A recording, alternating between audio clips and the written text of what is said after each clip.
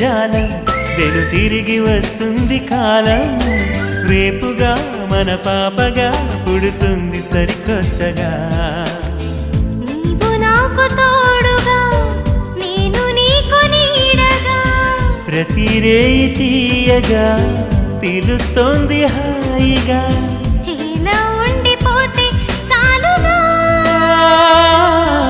నువ్వంటే నాకిష్టమని అన్నది నా ప్రతి శ్వాస